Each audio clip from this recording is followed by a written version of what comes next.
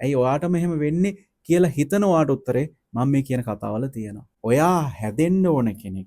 ඔයාව හදවන්න ඕන කෙනෙක්. ඔයා හදන්න ඕන කෙනෙක්. මේ විශ්වයෙන් පාඩමක් දෙන්න ඕන කෙනෙක්. අනවශ්‍යයි ඉස්සරහා හැඟීම් ප්‍රකාශ කරන්න එපා. අවංකවම ඉස්සර කරගන්න එපා. අයිබෝන් පොංචි දේටත් දුක හිතෙන ඇඬෙන පැත්තකට වෙලා කල්පනා කරන හිතක් තියෙන අය ගැන මං වීඩියෝ එකක් කරා. ඒකට ගොඩක් අය කමෙන්ට් කරලා තිබ්බා සහ මට ඉන්බොක්ස් මැසේජ් වල තිබ්බා. ඒ ගැන තමයි මේ කතා කරන්න යන්නේ. ඒකට උත්තරයක් තමයි මේ දෙන්න යන්නේ. විශේෂයෙන් කියන්න ඕනේ මටමයි එහෙම වෙන්නේ.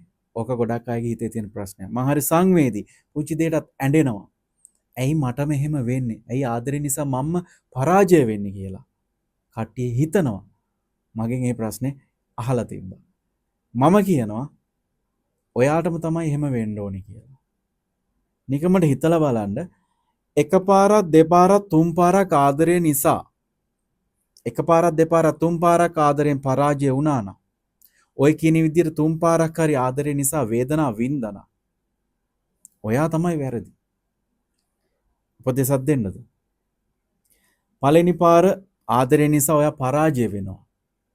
ඒකේ හේතුව හොයන්න. ඔයාද වැරදි? ඔයාට ආදරේ දීපු කෙනාද කරපු කෙනාද වැරදි කියලා. හරි. අපි හිතමු ඔයාට ආදරේ කරපු කෙනාව රැවට්ටුවා කියලා. සමහරක් අය ඉන්නවා විවෘත හදවතක් තියෙන. මම කතාවට මගේ විදියට මම කියන්න.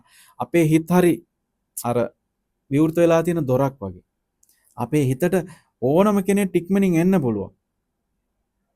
ඉඳලා අපේ හිත තුල සෙල්ලම් කරලා අපිත් එක්ක ඉඳලා ඕනම කෙනෙක් ටික්මනින් යන්නත් පුළුවන්. අපේ හිත හරි විවෘතයි. අපි තෝරලා බේරලා ආදරය කරන්නේ. ඔයත් එහෙමයි තෝරලා බේරලා ආදරය කරන්නේ. ඒක නා බැඳලාද ළමයි ඉන්නවද? එයාගේ කකුලක් නැද්ද අතක් නැද්ද? මොකෙක්ද කියලා හිතන්නේ කල්පනා කරන්නේ. අපි හරි විවෘත සහ සංවේදී හිතක් තියෙන අහිංසක මිනිස්සු. අපි ආදරයට මුල් තැන දීලා ආදරය කරනවා. ඒ නිසාම අපි සමහර තැන්වල පරාජයටපත් වෙනවා, ලක් වෙනවා. අපි පරාජය කරනවා. ඒ නිසා කතාවට යන්න. පළවෙනි පාර ඔයා රැවටෙනවා. ඇයි රැවටෙන්නේ? ඔයා අහිංසකයි, ඔයා සංවේදී මිනිස්සෙක්, ඔයා විවෘතයි. ඔයා ආදරය හොයනවා. ඔයාගේ හිතට දැනෙන ආදරයක් ටිකක් දෙනවා. ඒ දෙනකොට ඔයා ඒ කෙනාට ආදරය කරනවා.